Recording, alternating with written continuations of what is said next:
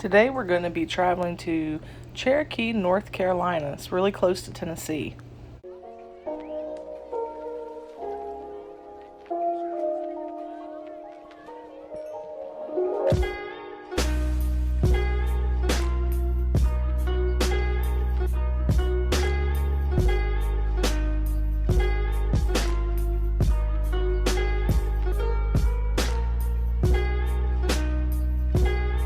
Girls don't fall faster.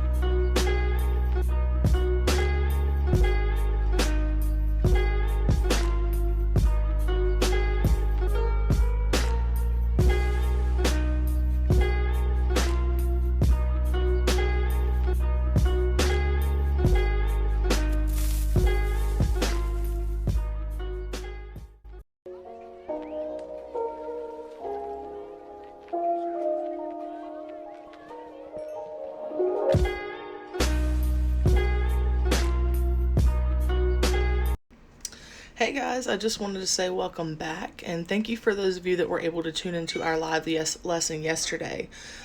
This will be a review if you were able to tune into the lesson, but I did want to go through and talk through the notes that I have posted in Classroom. Hello, Hilly. I'm glad that we have someone helping us here today. So the focus of our writing this week, guys, is going to be structure. And in just a minute, I'm going to tell you what structure actually means when it comes to our writing. But first, I wanted to tell you why structure is so important to writing and to the future of your ELA career. Structure is going to be increasingly and more important as you go. Sorry, I got interrupted by someone trying to call me. But anyway, structure is going to be increasingly more important as you go on in your ELA career, because it's going to be important for your writing to make sense, to have a logical flow of ideas so that the reader can understand the point that you're trying to make, or for the reader to understand the story that you're actually writing. Structure will also be something that you guys can analyze when it comes to books or stories that you read in the future. So that's why I wanted to kind of introduce structure right now, because I think that it'll be really important and give you an advantage next year in 6th grade. Okay, so what is structure? Okay, and this is how I like to think about it. Let's make a science connection here, okay? Think about our skeletal system. Our body has bones. Our skeleton gives our body form. And if we didn't have bones, it would be kind of a hot mess. It would just be skin with organs, and it would just be a blob of gross, you know? So without structure in your story or in your writing, it's kind of a hot mess. It's just a bunch of ideas that don't flow logically together.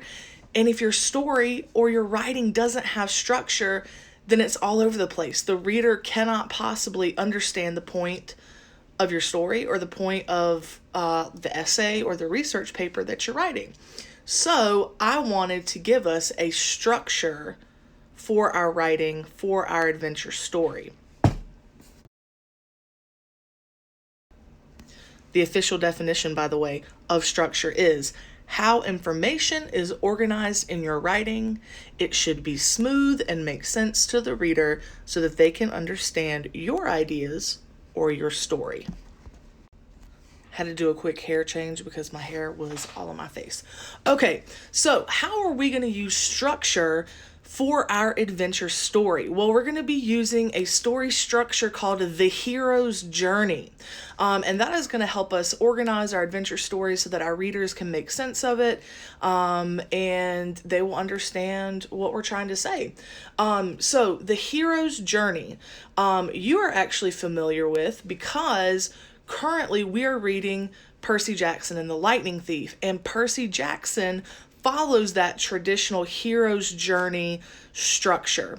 And so each week I'm going to be introducing in order, so the structure makes sense, in order the different elements of the hero's journey. So last week, we began our stories, and in the hero's journey, this is what we call starting ordinary. We have an ordinary character in an ordinary world, that's very similar to normal people. And we're introduced to them, their personality develops until we get to what we call the inciting incident. And that's what we're going to be starting with this week. The inciting incident, okay, is the event that pushes, or we can call it a call to adventure.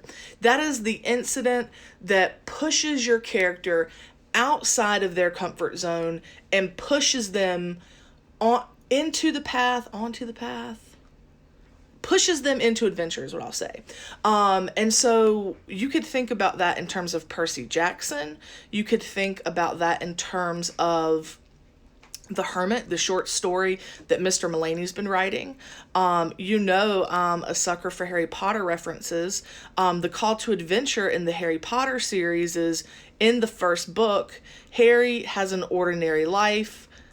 Not so ordinary because he lives in a cupboard, but he has, what he believes to be an ordinary life until he finds out that he's a wizard. And once he arrives at Hogwarts, the School of Witchcraft and Wizardry, he realizes that he is far from normal, and a series of events unfolds that pushes him onto his 7-book arc to become a hero. So let's think about what that could mean for your writing. On Classroom, you will see part 2 of the short story that I've been writing for you called The Book Traveler, in which I incorporate an inciting incident. We know that this week our this story is inspired by our travel location that you guys voted on, which was Cherokee, North Carolina, which is located in the Great Smoky Mountains. So check it out. If you have questions or need help with coming up with an inciting incident, please let me know. I'm here to help, and I can't wait to see your writing. And tune in next week, Thursday, 10 a.m. for our next lesson. You'll get a preview of what the next step in the hero's journey is. And so I'll see you then.